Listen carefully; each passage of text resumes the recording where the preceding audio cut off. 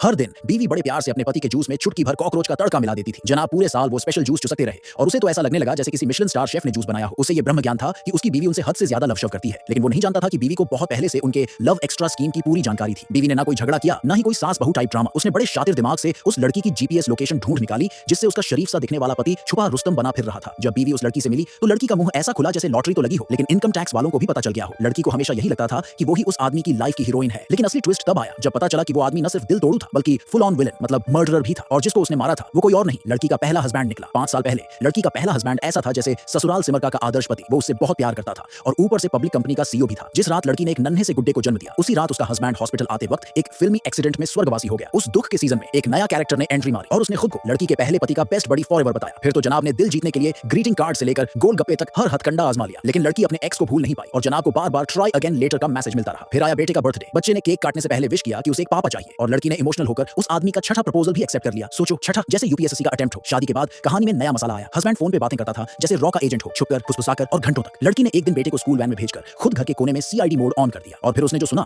उससे तो स्क्रिप्ट लिखने वाला भी हक्का बक्का रह जाता। हस्बैंड किसी हिटमैन से बात कर रहा था, असली वाला। हिटमैन बोला, अगर मुझे $3 मिलियन नहीं मिले तो सबको बता दूंगा कि तूने ही पहला हस्बैंड ठोक दिया था। तभी लड़की की आंखों में पूरी मूवी फ्लैशबैक की तरह घूम गई। वो एक्सीडेंट नहीं, वो मर्डर था। और नया पति उससे कोई प्यार व्यार नहीं कर रहा था, वो तो बस करोड़ों की प्रॉपर्टी पर नजरें गड़ाए बैठा था जैसे बिल्ला मलाई पे। जब लड़की ने जाकर ये सारा मसालेदार सस्पेंस उस गर्लफ्रेंड को बताया तो पहले तो वो लड़की ऐसे देख रही थी जैसे उसे अप्रैल फूल बनाया गया हो। उसी वक्त कहानी में एंट्री मारती है एक और दमदार देवी, औरत के पहले हस्बैंड की बहन। नाम नहीं पता, लेकिन वो बदले की आग में तंदूर बन चुकी थी। उसने कसम खा ली थी कि वो उस कमीने आदमी को दिल और दिमाग दोनों से धुआं धुआं कर देगी। और तरीका, उसकी छठी गर्लफ्रेंड बनकर। प्लान तो इतना फुल टू बॉलीवुड था कि करण जौहर भी स्क्रिप्ट चुरा ले। बहन ने उस चालाक गर्लफ्रेंड को यकीन दिलाने के लिए मास्टरमाइंड लेवल का आइडिया निकाला। अगली सुबह वो धोखेबाज रोमियो अपनी गर्लफ्रेंड को ज्वेलरी शॉप घुमाने ले गया, एक नेकलेस खरीदने के बहाने। लेकिन क्या हीरो जानता था कि काउंटर पर खड़ी सेल्स गर्ल कोई और नहीं बल्कि भेस बदले बैठी इमोशनल हंटर बहन है? नहीं। और ये जानकर उसकी किस्मत को लगा करंट। गर्लफ्रेंड जैसे ही कॉल लेने बाहर गई, बहन ने एक्ट्रेस मोड ऑन किया। फ्लर्टिंग लेवल 9000, अदाएं, मुस्कान और आप तो बड़े हैंडसम लगते हो वाला डायलॉग भी मार दिया। और जैसे उम्मीद थी, जनाब लड्डू की तरफ फंस गए। तभी एंट्री होती है असली बीवी की, जो पूछती है, हनी बंच, आप यहाँ सोलो क्यों घूम रहे हो? अब आदमी की हालत जैसे मुंह में नींबू और पीछे से झूठ पकड़ने वाली टीचर। लेकिन बहन ने सिचुएशन संभाली। अरे दीदी, ये तो सरप्राइज कर रहे थे, आपके लिए नेकलेस लेने आए थे। आदमी ने फटाफट गर्लफ्रेंड का गिफ्ट बीवी को दे दिया और काम का बहाना मारकर वहां से फरार। बाद में उसने गर्लफ्रेंड को फोन किया, बेबी अभी टाइम नहीं है, बाद में ज्वेलरी लूंगा। लड़की सोचने लगी शायद ये आदमी इतना भी टॉक्सिक नहीं है, पर बीवी को तो पूरा शक था कि ये स्क्रिप्ट यहीं खत्म नहीं होगी। और वाकई में कुछ घंटों बाद धोखेबाज फिर टपक पड़ा और इस बार सबसे महंगी ज्वेलरी खरीदी उसी बहन के लिए। अब गर्लफ्रेंड का भरोसा फिसलकर फर्श पे गिर पड़ा। उसे यकीन हो गया कि जनाब असली प्लास्टिक लवर हैं। वो भी टीम बदला बेबीज में शामिल हो गई। अब उनका पहला स्टेप, एक क्राइम बॉस भेजा गया जो हिटमैन से उधारी वसूले। प्लान ये था कि जब हिटमैन पैसों के लिए फिर से आदमी को ब्लैकमेल करेगा तो वो कुछ ऐसा बोलेगा जो रिकॉर्ड किया जा सके। इसी बीच गर्लफ्रेंड ने उसे घर बुलाया और जनाब अंदर घुसते ही रोमांस मोड ऑन कर बैठे। लड़की बोली, ओह नो, घर में कंडोम नहीं है, तुम रुकना, मैं लेकर आती हूँ। असल में ये तो पूरा कैमरा सेटअप चालू था। फूलदान के अंदर स्पाई कैम और बाहर कार में बैठी बीवी और बहन पॉपकॉर्न खा खाकर लाइव शो देख रही थी जैसे स्क्रिप्ट में लिखा था। तभी आया हिटमैन का कॉल। इस बार वो बोला, $5 मिलियन दे वरना तेरी काली करतूत सबको बता दूंगा। लेकिन जनाब ने कॉल काट दिया और इस ऑस्कर लेवल सीन का रिकॉर्डिंग मिस हो गया।